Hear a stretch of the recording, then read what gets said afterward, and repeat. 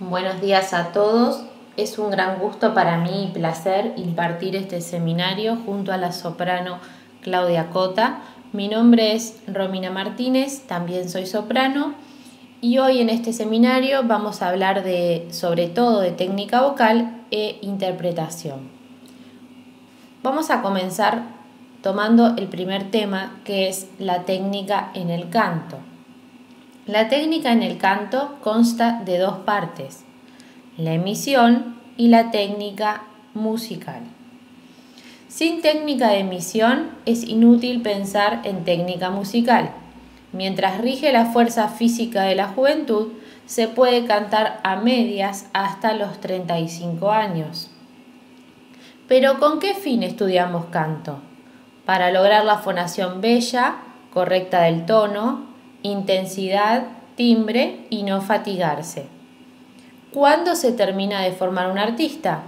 Cuando respira correctamente, tiene la voz impostada y articula claramente. La voz debe tener claridad, timbre y suavidad, y el canto se enseña con inteligencia, imágenes mentales y mucha paciencia. ¿Qué es la emisión? Es el acto de producir un sonido. Es la parte física del canto. Por medio de la boca se logra ampliar la intensidad y modificar el color y la sonoridad de la emisión acústica producida por la glotis. Para quienes no saben lo que es la glotis es el espacio entre ambas cuerdas vocales y es un espacio virtual. Cuando la voz emitida es bien impostada, se tiene una buena técnica del canto.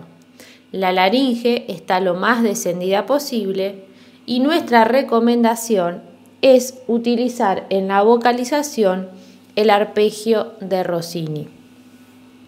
Por el esquema corporal, el cantante regula la emisión, que no se crea hasta los 4 o 5 años de estudio del canto. Esto es muy importante para que lo tengan en cuenta.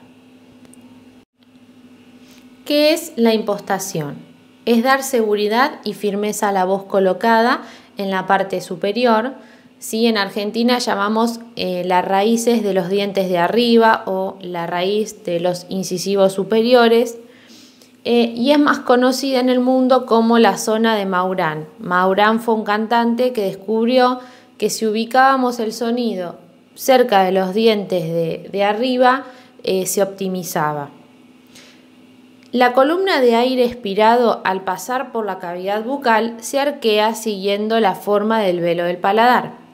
Para impostar se recomienda S, M y F. Siempre recuerden que la impostación significa imposta, en su lugar, que la voz siempre esté en un sitio y no se descoloque.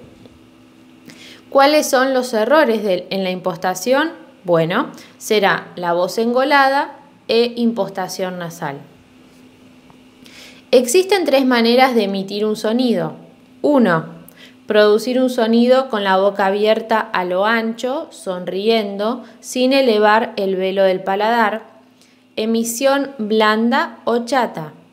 2. Con la boca abierta en redondo, elevando el velo del paladar. Y 3. Con la boca abierta en redondo, contrayendo el fondo de la garganta. Emisión sombría u opaca.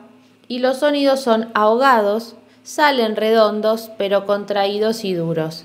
La cobertura modifica muchísimo el timbre y no es para nada recomendable para su uso profesional, ya que a la larga no solo modifica el timbre, sino que puede caer en lesiones vocales.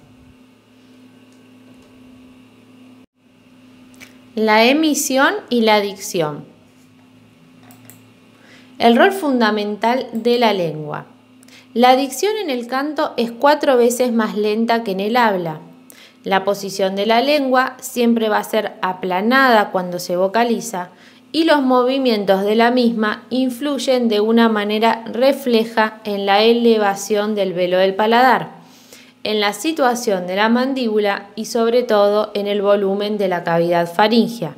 Esto es importante porque por su colaboración o no puede producir una voz apretada. ¿sí? Si la lengua funciona bien y está en el lugar correcto, vamos a emitir claramente y sin esfuerzo. De lo contrario, vamos a emitir el sonido más sombrío, con dificultad y apretado o forzado.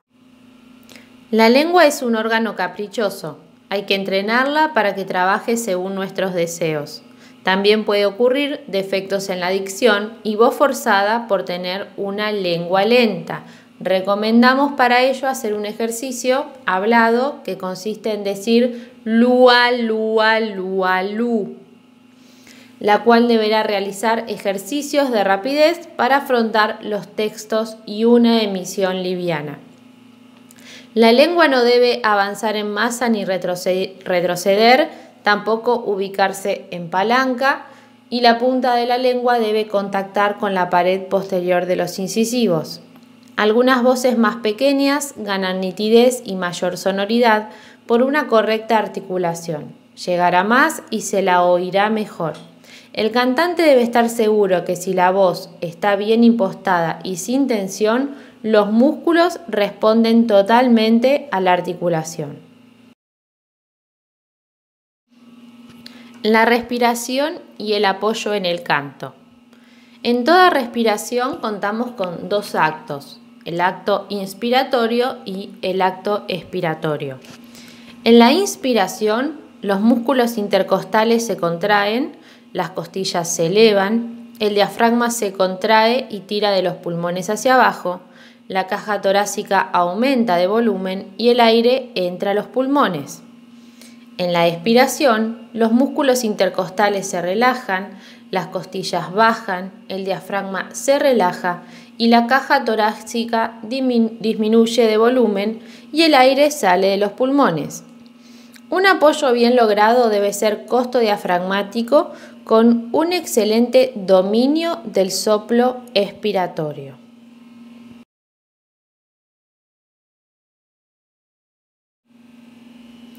¿Qué interviene en la inspiración? Los músculos inspiratorios se dividen en principales y accesorios. Los primeros participan en el acto inspiratorio normal y los segundos cuando hay bloqueo de los primeros o el acto requiere de mucho esfuerzo y debe potenciar a la musculatura principal. El canto físicamente requiere de mucho esfuerzo de los músculos respiratorios porque nosotros hacemos un uso profesional de la voz. Entonces necesitamos no solo apoyar con los músculos principales, sino a través del suelo pélvico, teniéndolo en cuenta, terminar de apoyar con los músculos accesorios. La musculatura inspiratoria principal está compuesta sobre todo por el diafragma, luego por los escalenos y los intercostales internos. Y la accesoria está compuesta por los músculos supracostales, el ECOM, que es el esternocleidomastoideo, serrato mayor, cervical descendente, cutáneo del cuello, serrato posterior-superior, pectoral mayor y pectoral menor y dorsal ancho. La musculatura expiratoria también se divide en principal y accesoria. Los principales son intercostales externos, triangular del esternón y tráqueo-bronquiales. Los secundarios son serrato póstero inferior, serrato mayor, cuadrado lumbar, recto mayor, oblicuo menor y transverso abdominal. ¿Qué sucede cuando tengo que inspirar más cantidad de aire? Lo que va a ocurrir es una modificación de la posición de las costillas. Normalmente estas están dirigidas de arriba hacia abajo y de atrás hacia adelante y el esternón, o sea, su extremo inferior, está más cerca de la columna que su extremo superior. ¿Qué debo hacer para inspirar más cantidad de aire? Debo hacer que las costillas asciendan su extremo anterior, lo cual modifica la posición del esternón. Esto hace que aumente el diámetro antero-posterior del tórax, o sea que debo utilizar intercostales externos, escalenos, esternocleidomastoideo y serratos. ¿Qué debo hacer cuando debo expirar más cantidad de aire? Por ejemplo, en un forte. Utilizo los intercostales medios e internos y los músculos abdominales.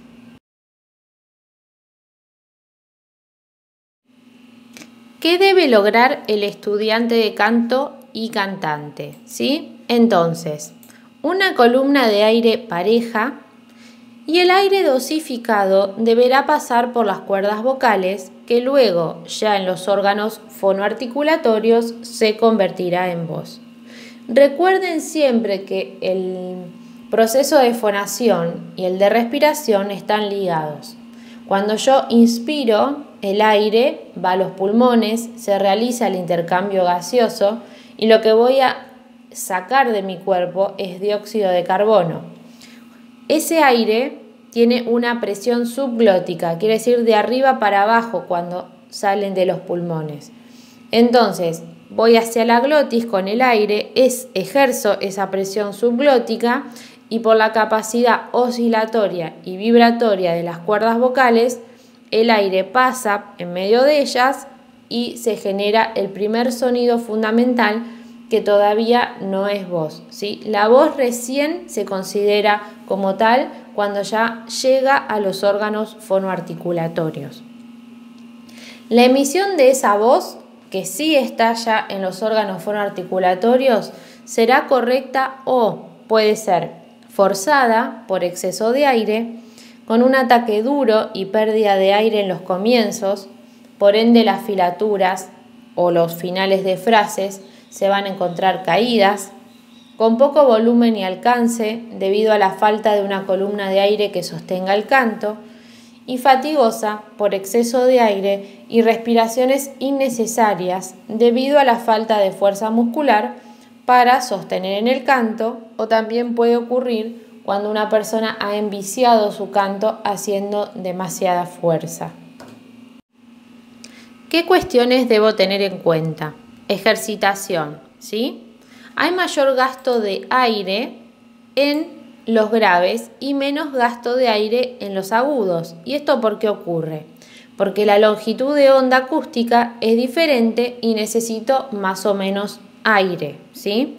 Es decir, que en el sonido grave la longitud de onda es más ancha, tiene más lugar entre onda y onda, por lo cual necesito más aire para cubrirla.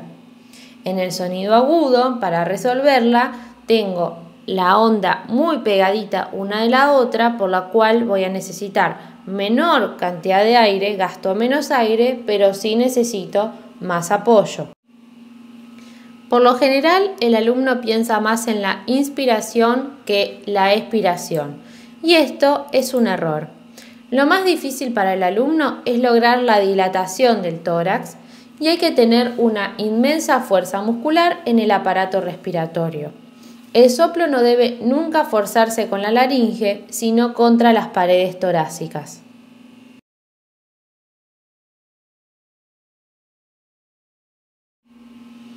¿Por qué necesito de la fuerza muscular de los músculos accesorios? ¿Sí? Ustedes podrán preguntarse.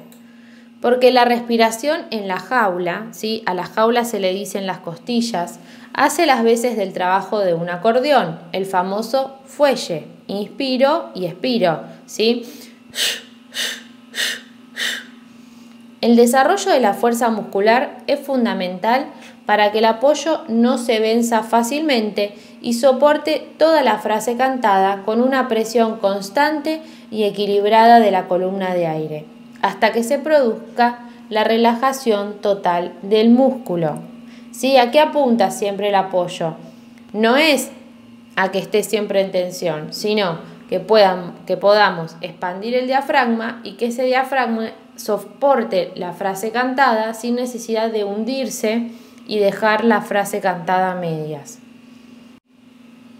Ejercitación recomendada. Para ganar fuerza muscular y dominar el soplo expiratorio.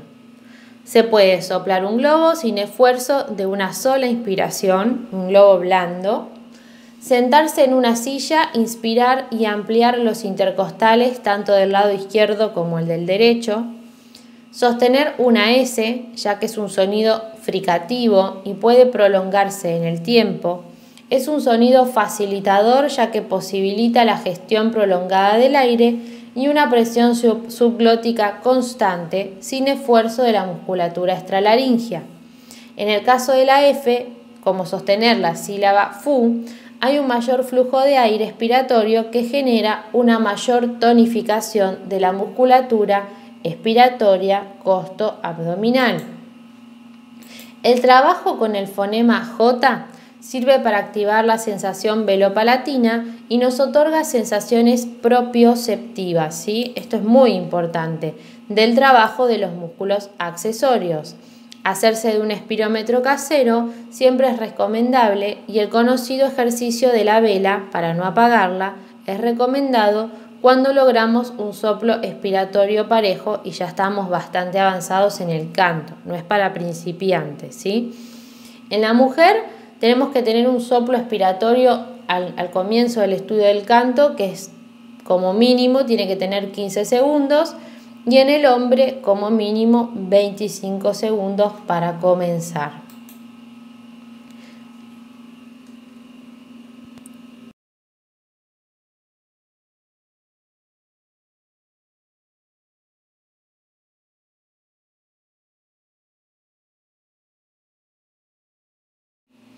Conclusiones acerca de la respiración en el canto. El control del soplo del cantante es fundamental. Este debe aprender a economizar, dosificar y regular constantemente el gasto de aire según la intensidad, altura tonal, timbre, extensión y duración de las frases. La famosa soprano Montserrat Caballé, con quien pude tomar clases magistrales y participé de su concurso internacional de canto, ella siempre decía en estas clases que es importante pensar las frases primeramente en aire. Primero pienso en aire lo que tengo que cantar. Y esto va a ordenar mucho la respiración y qué cantidad de aire necesito inspirar y por ende expirar para lo que estoy cantando. El cantante debe dirigir el aire a la zona intercostal, llenar la jaula sin utilizar la fuerza, aprovechando la solidez de los músculos paravertebrales. Son las masas musculares las que, tomando como punto de apoyo la columna vertebral, regulan la presión expiratoria. Entonces, los profesionales del canto deben desarrollar una tonicidad muscular óptima para el mantenimiento óptimo del soplo fonatorio, la cual nunca debe ser excesiva, pero sí dosificada, sin esfuerzo y con posibilidades de relajación en todo momento. Mecanismo de la voz de pecho y de cabeza. Forma de los repliegues vocales. En el pecho, con grosor y anchos, y en la cabeza son finos, delgados, estirados. En cuanto a la tensión de los repliegues vocales, en el pecho son relajados, en la cabeza son tensos. Cierre glótico, o sea, espacio entre ambas cuerdas vocales, ¿sí? Cuando respiro, tengo las cuerdas vocales abiertas, cuando fono, tengo las cuerdas vocales cerradas. Entonces, en el pecho va a ser completo y en la cabeza va a tener una hendidura glótica. Vibraciones. En el pecho son anchas de toda la superficie y en la cabeza son estrechas. El tono en el pecho es grave y en la cabeza es agudo. El músculo que actúa en el pecho es el tiroaritenoideo, que es el propio de las cuerdas vocales, y en la cabeza es el cricotiroideo. Ahora vamos a hablar de las diferencias entre el canto popular, la comedia musical y la ópera.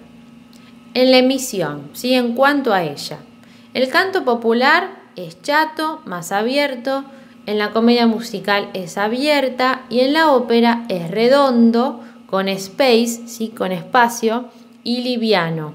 Los norteamericanos dicen en los agudos drink the sound, un sonido aspirado. Va hacia adelante en la proyección, pero con espacio como bebiéndolo un poquito hacia atrás.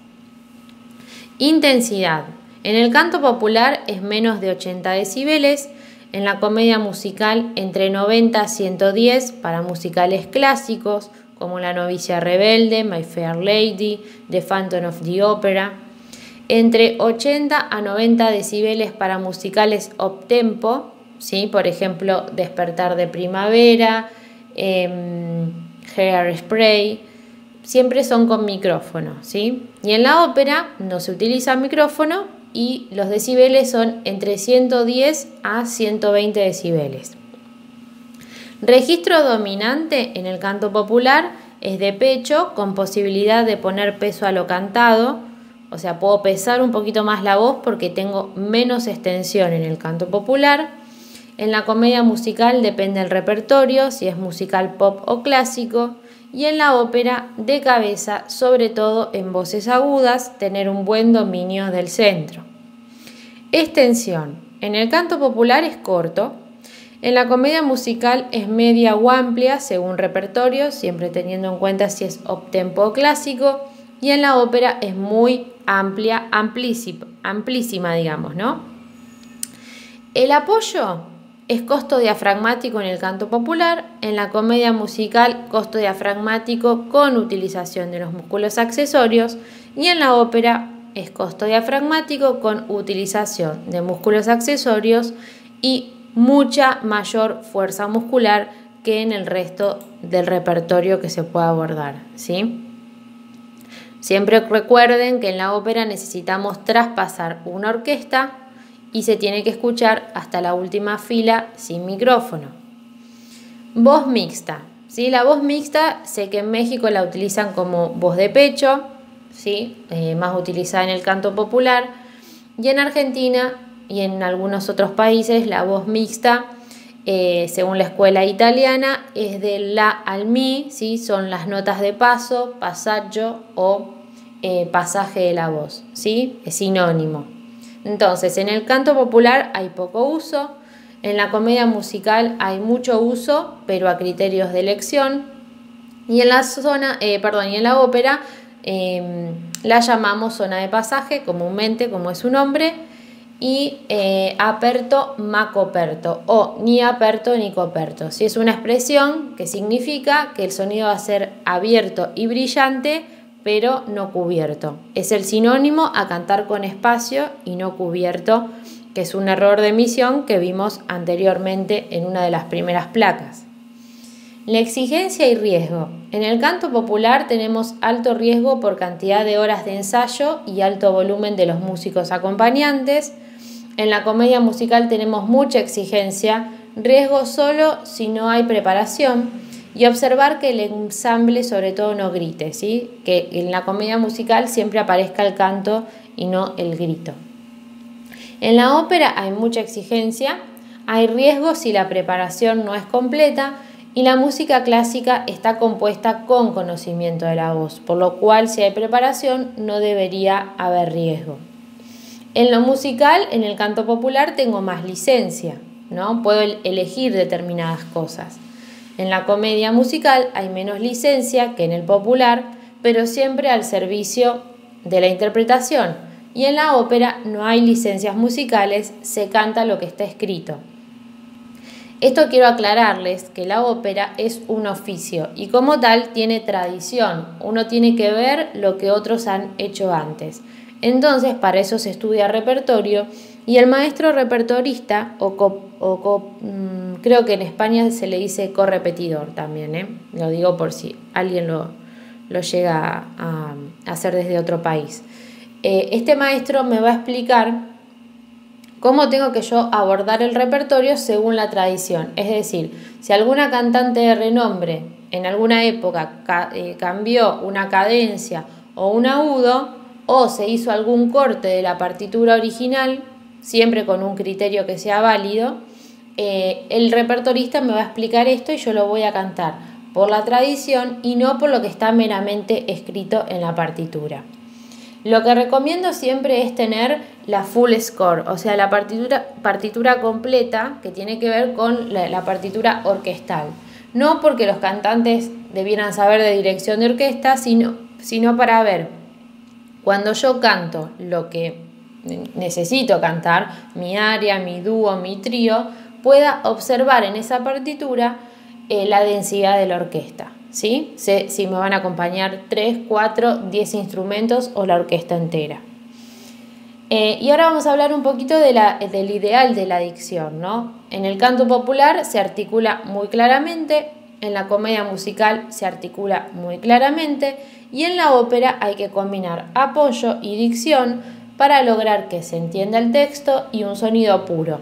Evitar la vocalización de los sonidos con el fin de evitar un sonido lindo pero que no articule. Sí, es muy común de los cantantes líricos caer en el pecado de lucirnos y que no se entienda lo cantado.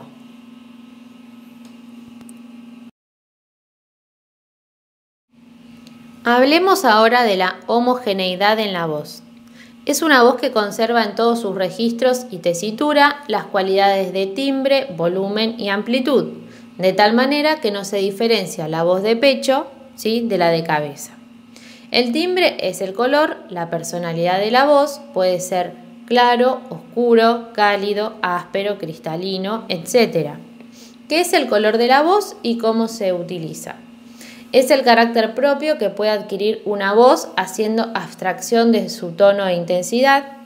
La formación del timbre depende de las condiciones anatómicas, fisiológicas y patológicas de cada individuo, es decir, de la forma, del volumen y de la consistencia del aparato vocal. Esto es importante que lo sepan como un dato. Fíjense que las voces graves tienen contexturas físicas más grandes, cuellos más anchos, cuerdas vocales de un grosor también más ancho y más cortas, boca grande, dientes grandes, y las voces más agudas, por lo general, no siempre, son de contextura más pequeña, tienen cuello delgado, cuerdas vocales más estiradas, más extensas, finitas, ¿sí? Y los dientes, todo lo que es la cavidad bucal es mucho más pequeña que las voces graves. Si observan por qué es tan particular las voces negras, es debido a sus maxilares. Tienen los maxilares más anchos, por lo cual generan más armónicos, lo mismo que los rostros donde tienen mucho pómulo generan mucho más armónicos y proyección de la voz naturalmente.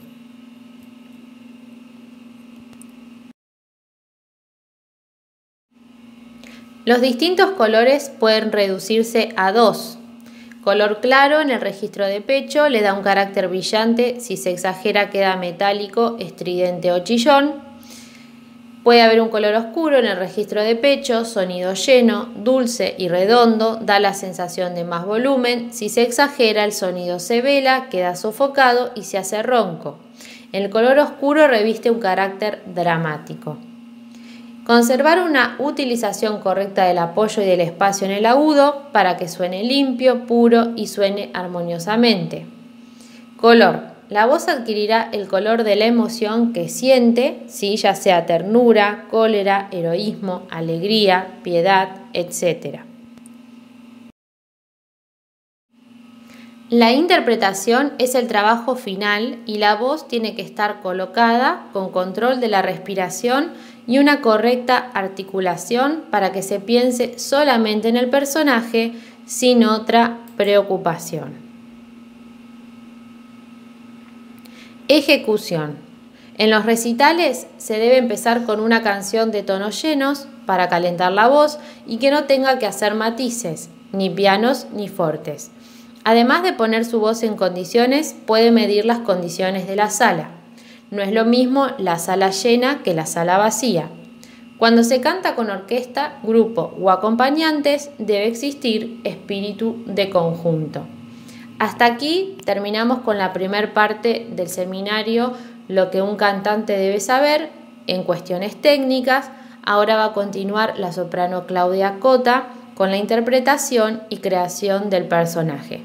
Por dudas, pues pueden enviarnos un mail a academiascala@gmail.com, academia con doble C, o a Instagram, Academia Scala Argentina, o Romina Martínez Soprano. Ha sido un gusto y esperamos poder verlos en los nuevos seminarios.